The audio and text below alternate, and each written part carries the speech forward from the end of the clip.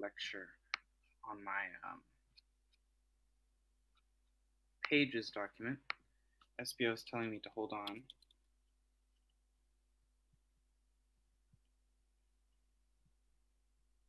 Oh, you can see my mouse and everything. Cool.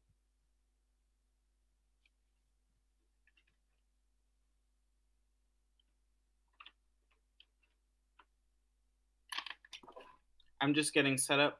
Give me a few moments and I will begin formally with the lecture. Thank you for recording.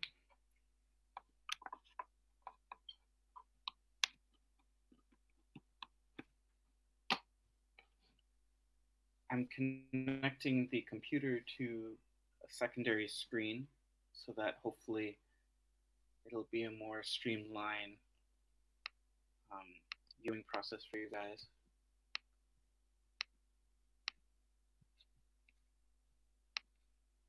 Okay, that looks better.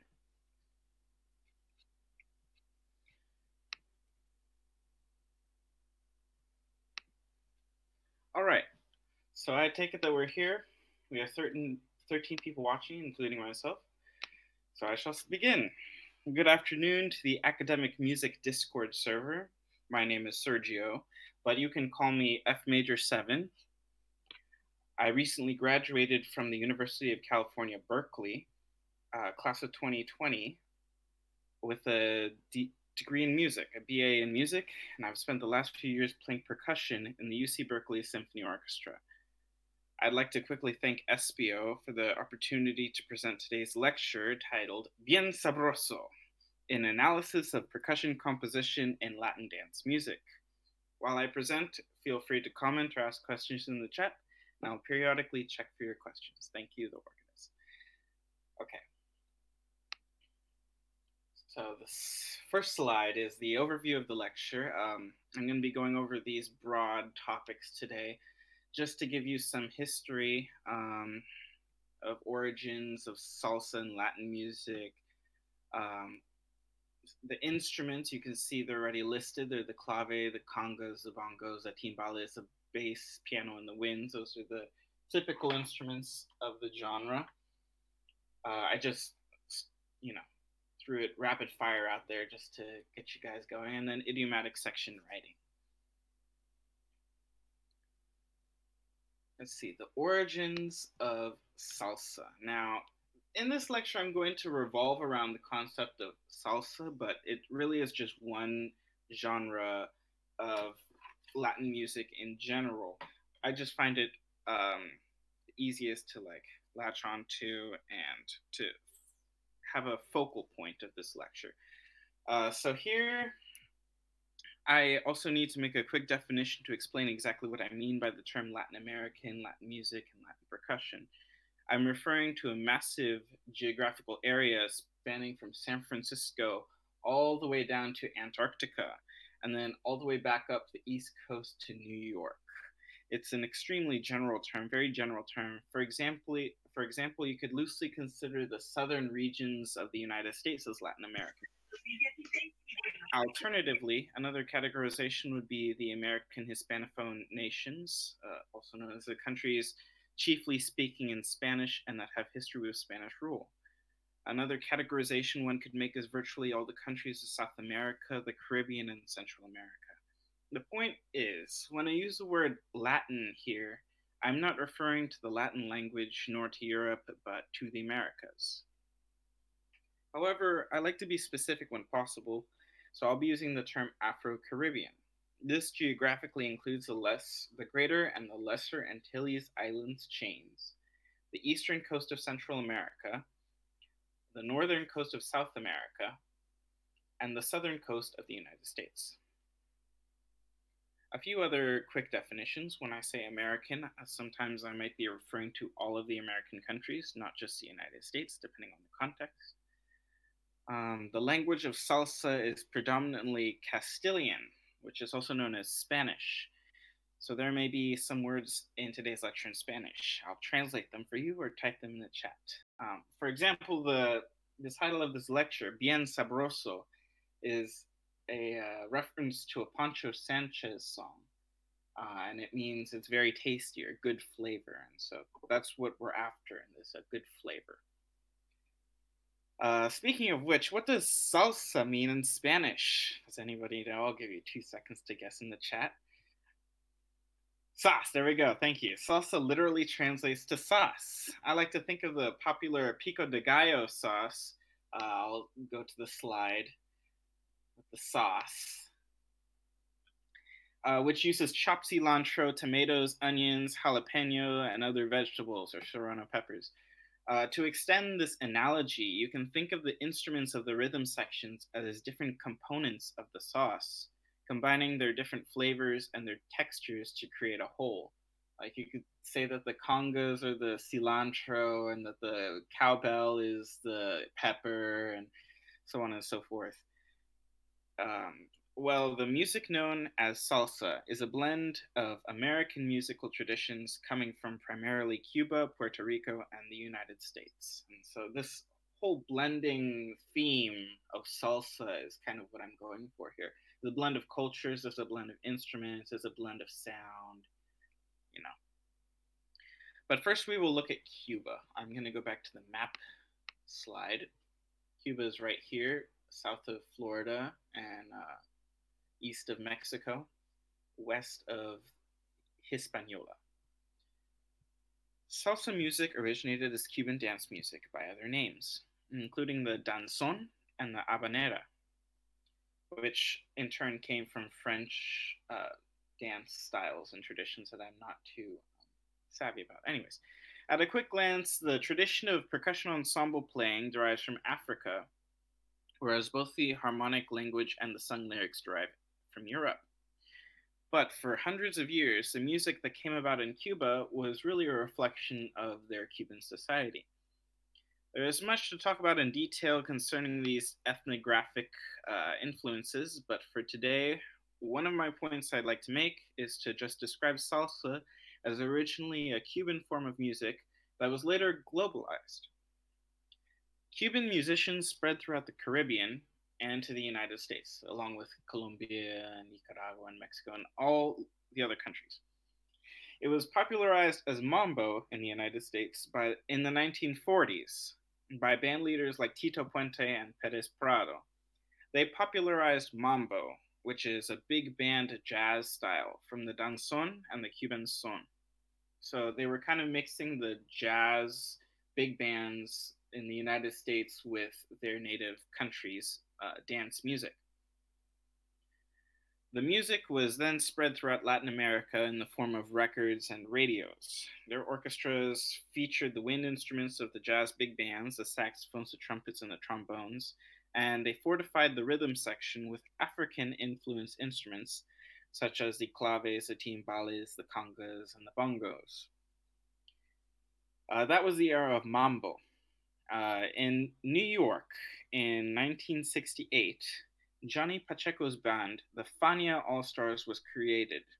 It was a supergroup of the best salsa musicians in the world. Now, this is the next generation in the late 60s and the mid 70s, which, if you think about it, is not too far from our today's age. If you are to compare it with the common practice period of classical music that it was hundreds of years ago, salsa and mambo were much more recent.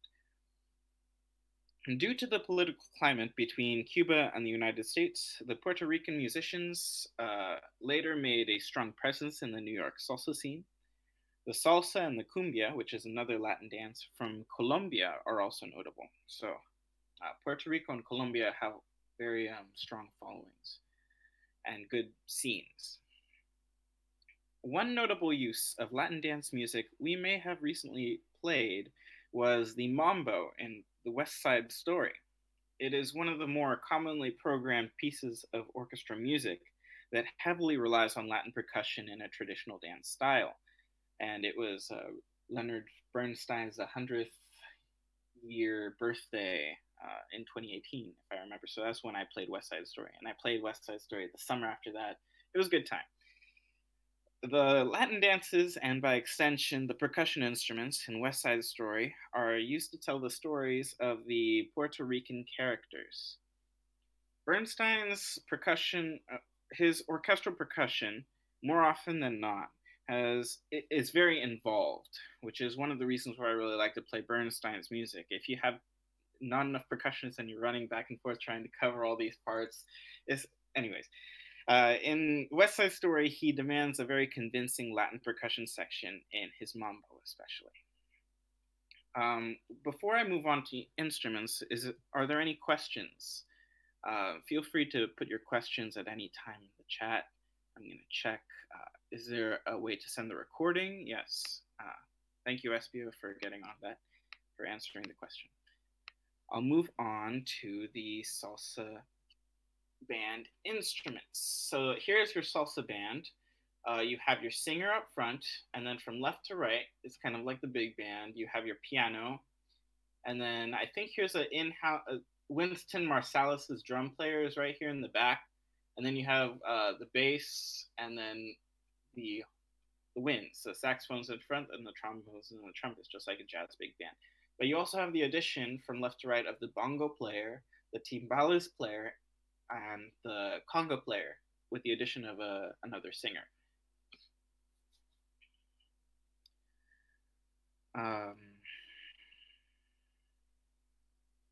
Okay, for today's lecture, I will just be focusing not on the piano or the bass or the winds or the singing, but on the percussion instruments. Is there a meaning behind it being called salsa? You might have said that, but I think I missed why it's called that. It's kind of a mixture of things. Literally, it's a mixture of things, a mixture of different instruments and such. Moving on, I'll focus on writing for 3 percussionists. The first percussionist will play the timbales. In this picture, he's over here. The first musician plays a pair of timbales, the wood block, 2 cowbells, and suspended cymbals to taste. The second musician plays effectively a pair of congas, which is 1 conga and a tumba, a conga drum, and then a tumba drum, which is pitched slightly lower. The third musician will play a set of bongos and a bongo bell, which is a certain type of cowbell.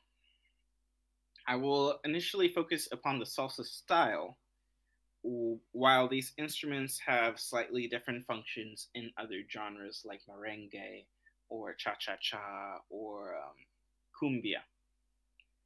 So, as you can see, the first musician plays the most amount of instruments. I listed a pair of timbales, the wood block, 2 cowbells, and a suspended cymbal. He's pretty much the leader. But even more important than he is the clave, which will not be explicitly played in its original state. Here we have a couple pictures of claves, which you can see are 2 sticks or rods or batons that you clap against each other. And they are often played in the salsa orchestra instead on a jam block or a wood block, as you can see here. As I have written down, the first and most important, the most omnipresent theoretical concept in Latin music, especially in salsa, is the clave. Before I go on, I must acknowledge that this pattern is what causes the music to be in cut time. So in all of our examples today, the music will be in cut time.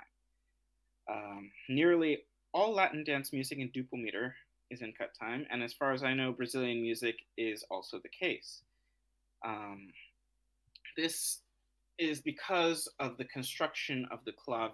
There is a 3-side and a 2-side of the clave. So if I get my wood block, I do not know how well this is going to sound over chat. But I will play for you quietly the clave. The first one is the 3-2 clave, and that sounds like so.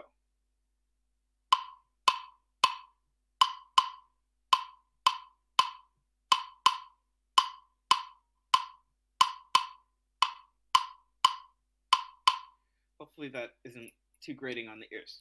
And then, of course, you have the 2-3 clave, which is the same thing, but in reverse. 1.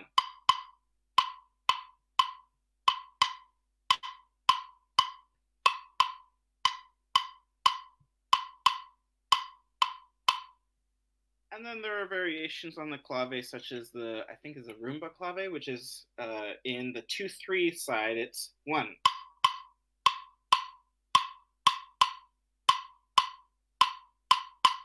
I don't have that written down, but the last note on the 2-3 side is actually an eighth note later. But I will not focus on that for today. So you can describe the clave as being in 3-2 side or the 2-3 side, depending on which one of these patterns is played first. The clave is omnipresent in the music, and even if it's not being heard explicitly, its presence is still felt by the musicians. Every other instrument's pattern or music or what they play has to be related to the clave at all times. If the ensemble does not have a dedicated auxiliary percussionist, as the assumption on my part that I'm writing, then the clave will be played by the timbales player with their left hand or their left stick, usually on a woodblock or a jam block. The woodblock is more delicate. Usually we use a jam block because it's made out of plastic. During Prokofiev's, what was it, Fifth Symphony, I actually broke the woodblock, but it's okay. We had a couple others. So the jam block prevents it from breaking, and is a popular sound too. Are there any questions about the clave? The clave is a very significant feature of the music, and if there are no questions, I'll move on.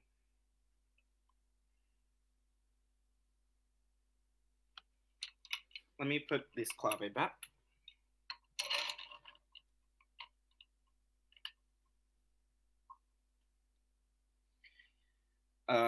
Leo Lelele asks if it's basically the bass rhythm for salsa. It's yes, you could say that it's the most basic rhythm. It's kind of like how in other forms of music you have the 1, 2, 3, 4, 1, 2, 3, 4. In Cuban music or in Cuban music, salsa, it's bump, bump, bump, bump, bump, 1, 2, 3, 1, 2. It's just how they all feel the music. It's not so much on the downbeat. Okay. I see some other folks typing in the chat.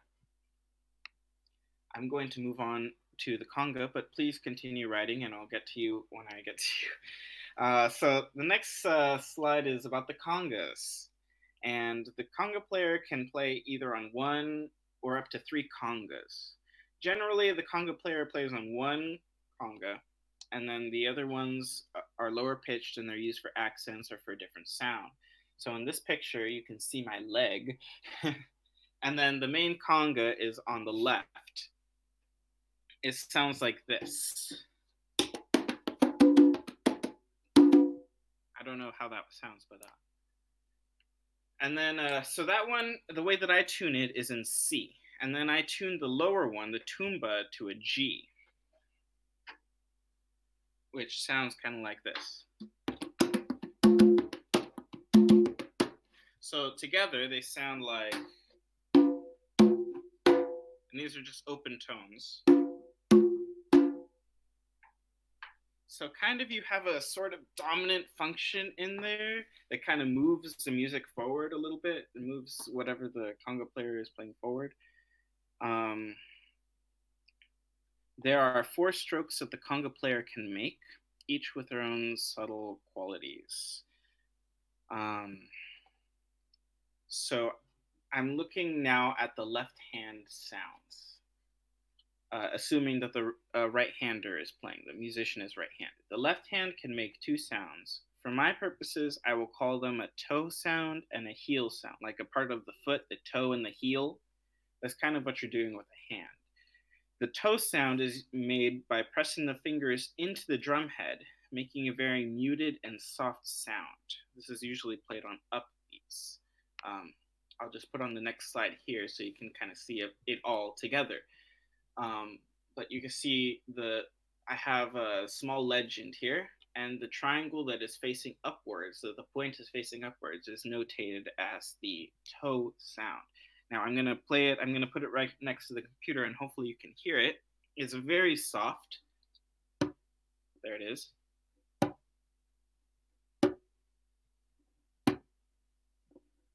That's just my fingers just being pressed right on the head and staying on the head. It doesn't come off.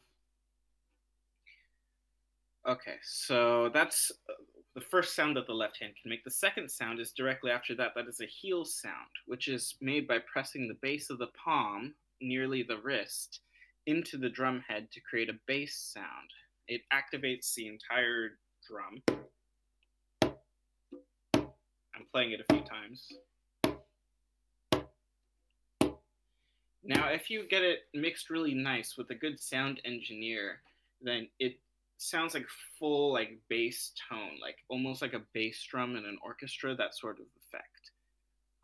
And then, as you can see in this notation here, the heel sounds I notated with a triangle note head facing downwards. And it occurs on each of the downbeats. So even on the downbeats, in this style of music, we're not playing very harsh sounds. We're just playing kind of filler in this pattern.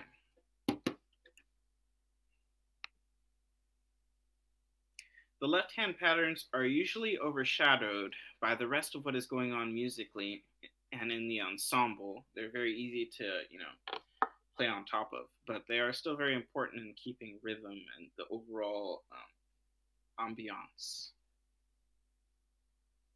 The right-hand patterns are more vivid. There are two of them. There is a muted slap and an open sound. The open sound is your typical conga sound, like so, whereas the slap is a bright stroke sound that is muted by the left hand. And so you put your left hand on the drum to mute it, and then you slap it.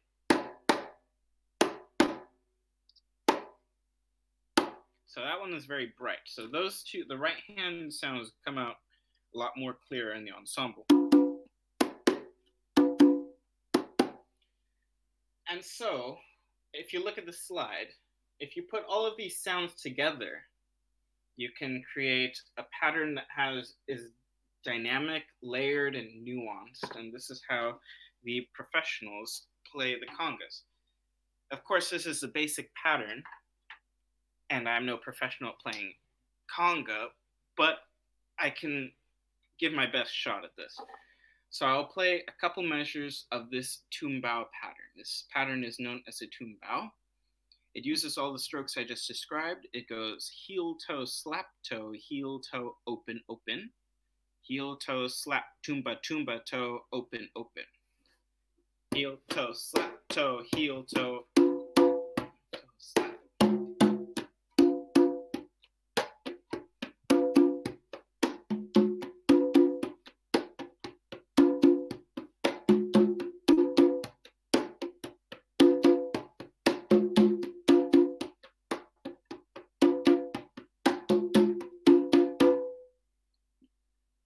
So the sounds that come out are usually the open sounds of the drums. And you could hear in the second measure, the second repetition, I bring in the tumba. So those are kind of the congas in a nutshell. To bring it back to the salsa analogy, I like to say that the conga would be like the cilantro, kind of a main ingredient in the base for the rest of the ensemble sonically. It usually plays this constant eighth note pattern and uses different structure variations instead of relying on just an open single sound. In fact, the open conga sound is reserved for those open strokes at the end of the measures or for solos. So that is the conga in a nutshell. I'm going to move ahead to the bongos. I'd like to remind you guys, if you have any questions, just feel free to put it in the chat. I have my eye on that. So I'm not the world's greatest bongo player at all, but I'll speak a little bit about it. The bongos are tuned like the congas, with the high drum as a C and the lower drum as a G. The bongos are more played with the fingers and the thumb, as opposed to the conga, which is usually played with the whole hand. The bongo has patterns similar to the congas, like such. I don't know if you can see the the bar lines or the staff lines very well, but there's supposed to be 2 lines. Maybe they didn't come out very well in that slide, but there's supposed to be 2 lines. There's 2 lines. So the bongo has patterns such as those of the congas, like straight eighth notes, but one of his defining characteristics is improvisation, or to play spontaneous elaborations of rhythm, giving variety from the conga pattern. Conga pattern is usually pretty straightforward, and so is the bongo for the most part, but giving that extra flavor, that flair of spiciness or flavor. That's what the bongos are for. So this pattern that I have notated is known as the martillo. It's a basic pattern. The sticking is alternating, so it's right, left, right, left, right, left, right, left.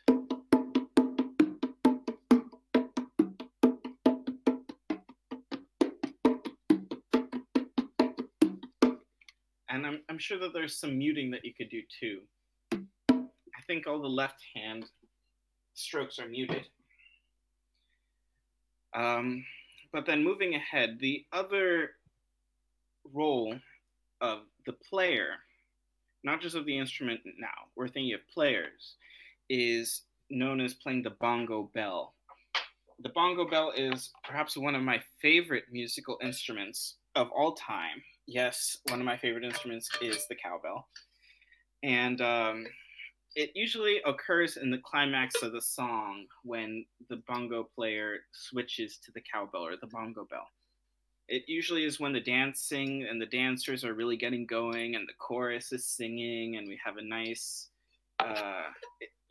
some really fun times. So this pattern is like so. I'll put the slide on. Where did my mouse go? Okay. So here I have it on the top, the bongo bell pattern. It still uses 2 lines, 2 staff lines, and I have it written for different parts of the cowbell.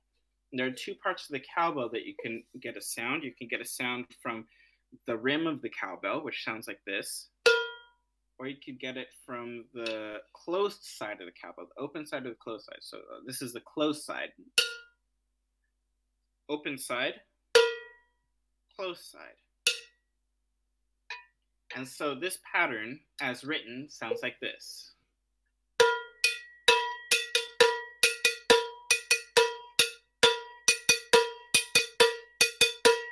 That would be open, close, open, close, close, open, close, close, open, close, close.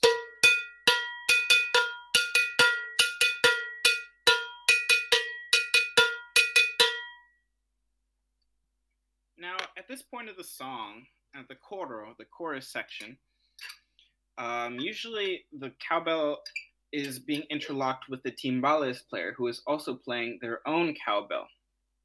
And you can see that in the second system of this slide. I'm going to put this cowbell back on the stand.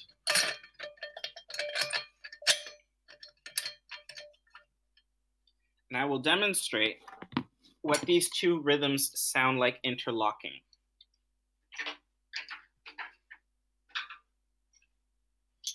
This is the bongo bell pattern, as I just explained.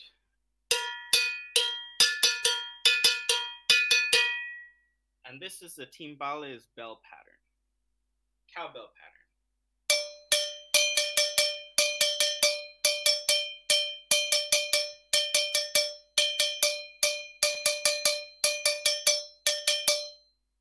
Together, they sound like this.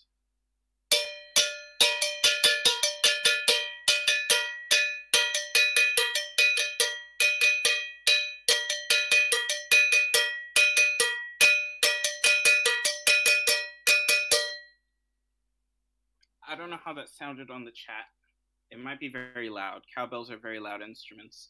If you want me to replay it, I can do so. But as you can see in this pattern, the bongo bell and the timbales bell being played together, the downbeats are felt on the bongo bell. It's very clear.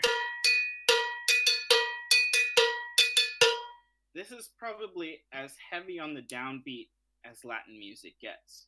And it's funny because usually this is reserved for like the most dancing part of the song.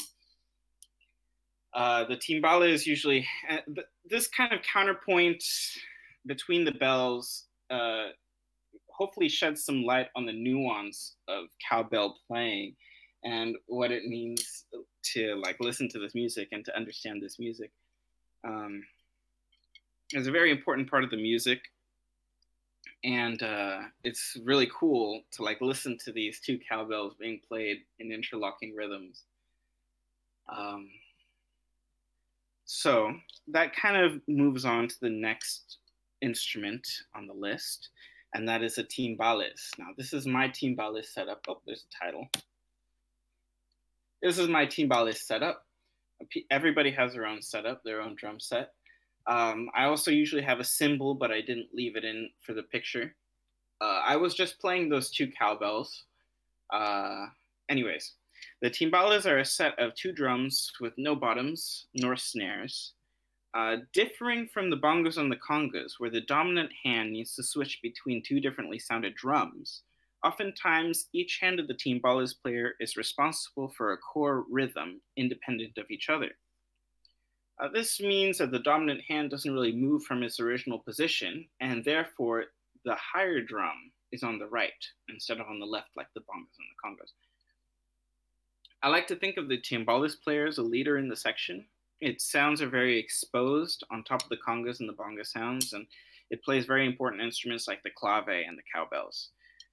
Usually the drums are pitched to G's. If you have the tonic of C, the conga being C and the bongos being C, then these are usually pitched to G. This is what the lower drum sounds like. And the higher drum. There are very many different sounds that you can get from the timbales. This is just going to be on the rim of the drum, the cascara, the shell, the rim. This is an important sound, such as in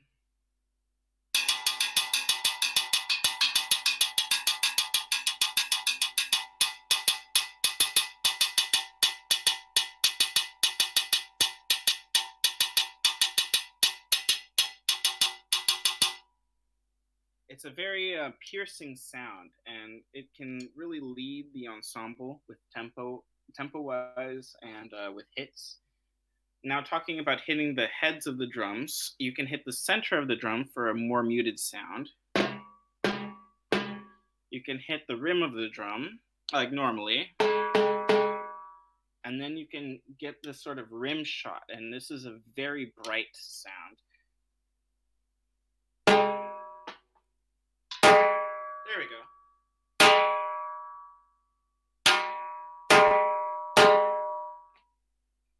It kind of takes a little bit of finesse to come out. That's where the real skill comes in. The great players can play that just instantly with both hands. But that is kind of like to signal to somebody to enter in, like the saxophones or the singers, or we're going to a different part of the song. That sound is very useful for that. On the bass, actually, I'm gonna talk about the next slide. What do I have on the next slide? Here's notation. Darn, the bar or the staff lines did not come out very much. It did not come out very well. Anyways, this would be if it was on a treble clef, the middle C, and that is the right drum. And then this would be if it was a treble clef on the A space, and that is the left drum, the lower drum. And then when playing on the rim, you would use these X note heads to denote playing on the rims. And then, of course, the regular note heads for playing on the heads. And then I have the two cowbells labeled. One of them is the mambo bell, which is a lower cowbell. And then the higher one is the cha-cha bell, which is higher. And then you would have your typical simple notations for suspended cymbals, just like your drum set. The second system has a cascara pattern with a bass drum in the left hand, or the lower drum in the left hand. And then the third system is the same pattern, but with the clave instead of the bass drum with the left hand. I will play the third system, so you can see the cascara, which is a shell, the rim. I'll put that in the chat. Cascara.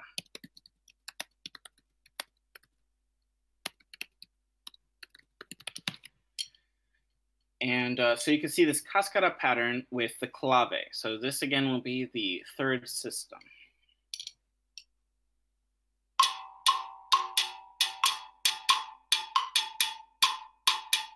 Excuse me.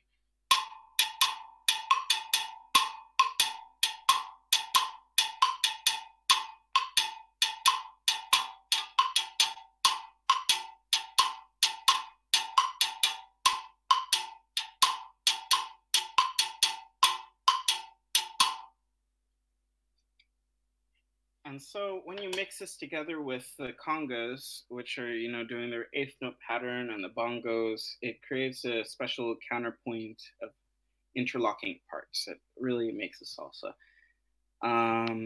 So going to the second system here, that's with the bass drum in the left hand. And so it plays on the upbeats. It sounds like this.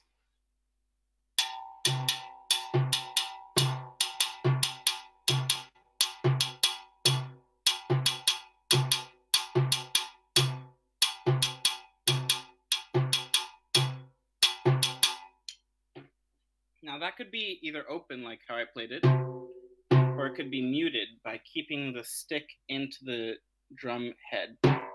And right here I'm just hitting the stick right into the drum head and not letting it come up. Alternatively, you could play it with your hand. This is me just stroking it with the hand. How would you notate muting for the timbales? That is a good question. It's kind of up to the writer, as these are not standardized. I'm just posing the clearest examples that you can use. You could always use a certain kind of stroke or articulation, and in the legend you say that it's muted. You could put the staccato or the tenuto signs perhaps, or you could put a little Z on the note head, I think, or on the stem of the note, a Z on the stem of the note. I've seen that that's muting. I think that the vibraphone uses an X on top of one of its notes to signify muting. But here, I just leave it to the performer to figure it out. Admittedly, I could have put that on there. You would probably also put it in a legend. Legends are very nice. And then to go back to this slide, this last system here is the cowbell pattern for when you're interlocking with the bongo bell in the chorus of the songs, which sounds like.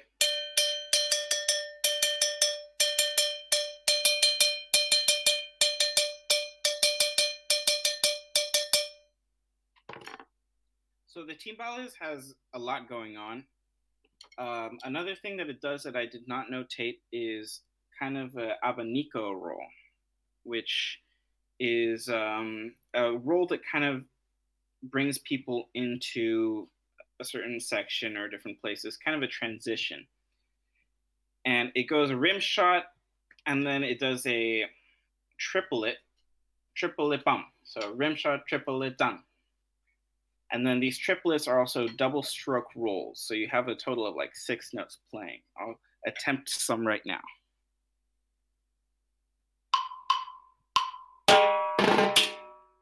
Close. Like that.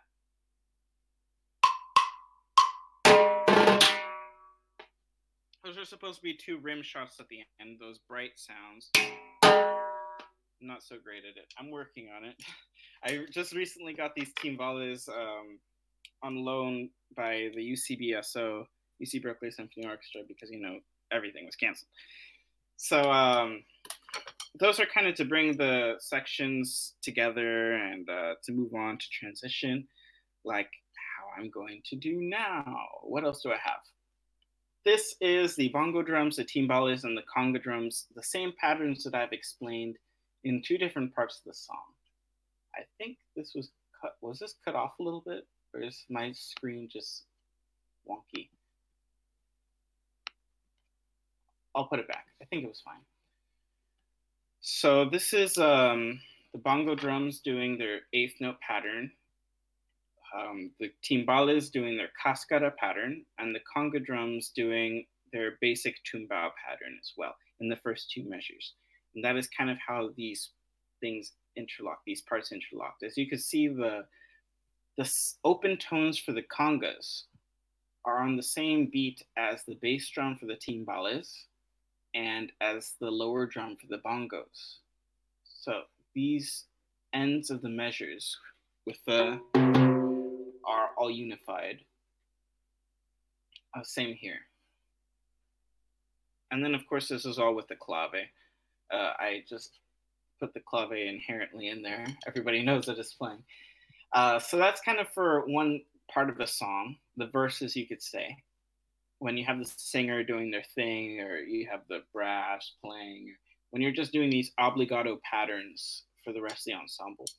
These third and fourth measures are the counterpoint between the cowbells. And this is kind of like the more high octane parts of the dancing and the singing and stuff like that. The ensemble is, really to the forefront.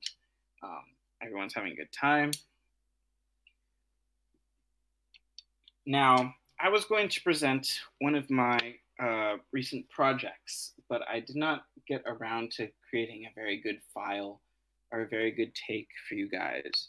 So I thought that now that I have explained most of the functions of the percussion instruments, that we would listen to a song. And this song starts with the full ensemble, then it is reduced down to just clave and conga drum. And then it builds from there. And so you can kind of see how each of these sections layer on top of each of these instruments layer on top of each other. So if there's somebody in the chat who can help me in presenting a YouTube link.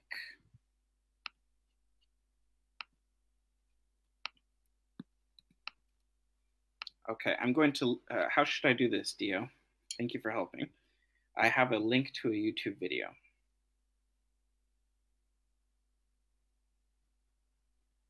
Okay, I'll try typing !P and the link. I'll press it right now.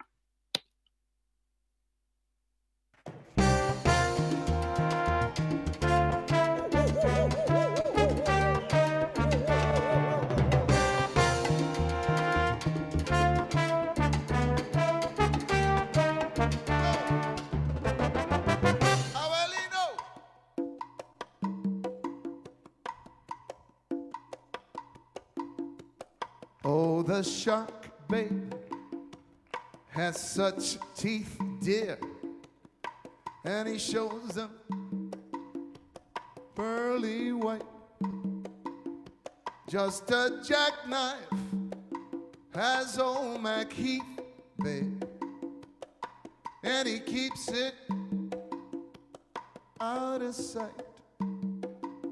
You know when that shark bites with them teeth, dear, scarlet billows start to spread. Fancy gloves, though, where's old Mac Heath, babe? So there's never, ever a trace of red por la esquina del viejo barrio lo vi pasar. Cántala conmigo. Con el tumbao que tienen los guapos al caminar. Las manos siempre en los bolsillos de su gabán.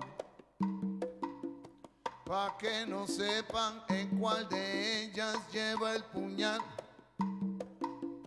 Usa un sombrero de ala ancha de medio lado. y zapatillas por si hay problemas salir volado. Lentes oscuros pa' que no sepan que está mirando. Y un diente de oro que cuando ríen se ve brillando. Como a 3 cuadras de aquella esquina una mujer va recorriendo la acera entera por 5ª vez. Y en un zaguán entra y se da un trago para olvidar que el día está flojo y no hay clientes para trabajar. Un carro pasa muy despacito por la avenida. No tiene marcas, pero sabemos que es policía. Pedro Navaja, las manos siempre dentro del gabán. Mira y sonríe y el diente de oro vuelve a brillar. Mientras camina pasa la vista de esquina a esquina. No se ve un alma, está desierta toda la avenida. Cuando de pronto esa mujer sale del zaguán y Pedro Navaja aprieta un puño dentro del gabán. Mira pa' un lado, mira pa' el otro y no ve a nadie. Ya la carrera, pero sin ruido, cruza la calle. Y mientras tanto en la otra acera va la mujer, refunfuñando, pues no hizo pesos con qué comer. Mientras camina del viejo abrigo saca un revólver esa mujer y va a guardarlo en su cartera pa' que no estorbe. Un 38 Smith & Wesson del especial que carga encima pa' que la libre de todo mal. Y Pedro Navaja, puñale y mano le fue pa' encima. El diente de oro iba alumbrando toda la avenida. Hizo fácil. Mientras reía el puñal un día sin compasión. Cuando de pronto sonó un disparo como un cañón. Y Pedro Navaja cayó en la acera mientras veía a la mujer que revólver en mano y de muerte herida. Ay, le decía, yo que pensaba, hoy no es mi día, estoy salado. Pero Pedro Navaja, tú estás peor, no estás en nada. Y créame, gente, que aunque hubo ruido, nadie salió. No hubo curiosos, no hubo preguntas, nadie lloró. Solo un borracho con los 2 cuerpos se tropezó. Cogió el revólver, el puñal, los pesos y se marchó. Y tropezando se fue cantando desafinado el coro que aquí les traje y da el mensaje de mi canción. ¿Qué dijo New York? La vida te da sorpresas, sorpresas te da la vida. Ay, Dios.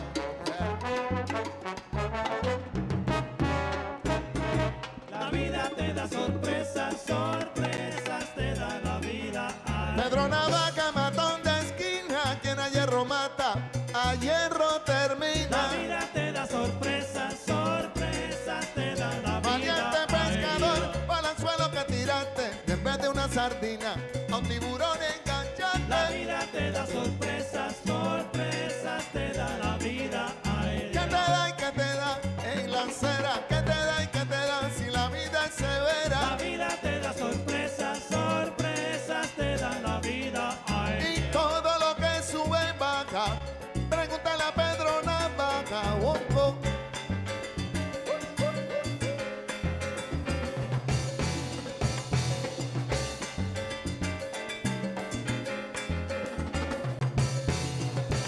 Luis Perico Ortiz.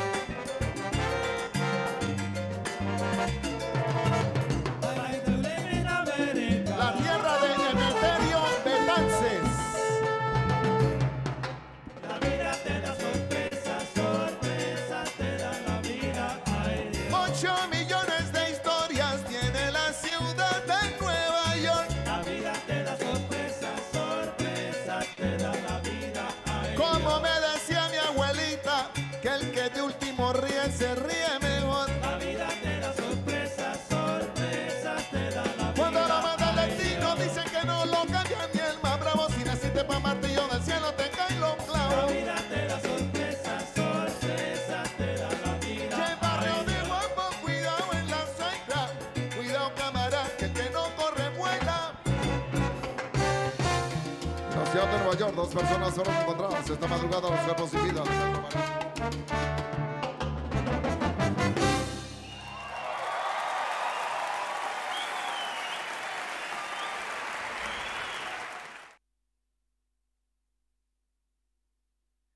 So that was kind of the run of the percussion instruments. I kind of illustrated each of the patterns, and I hopefully you guys heard those patterns and could pick it up a little bit.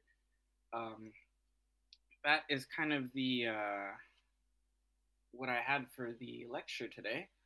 So I'll be around for a few more moments to answer questions, or if you guys want to talk about something.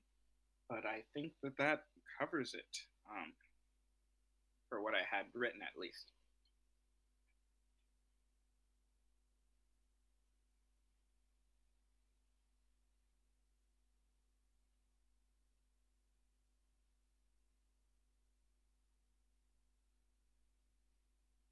Great lecture. Thank you for the knowledge. My pleasure, Dvorak.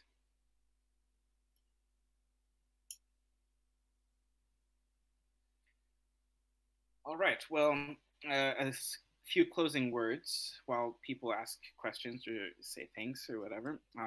This is merely the basics of one genre of music that happens to be very popular, but this is just the basic. There's a whole world of different fills and different patterns that one can explore and learn. This is just the very beginning of it. Any good resources I'd recommend? On YouTube, there's a YouTuber called Michael Miranda who does tutorials for percussion instruments like timbales and such. I put a YouTube video from Pancho Sanchez, Latin percussion, in the Percussion channel a while ago, and that is another great resource. Another good one for piano is the book 101 Montunos by Rebecca Mauleon. That's for the piano. I did not really touch upon the piano very much today. The piano is my principal instrument, and I could just go on for hours about that, but I won't. The piano is not percussion, Dio. Don't fight me on this. I'm gonna win.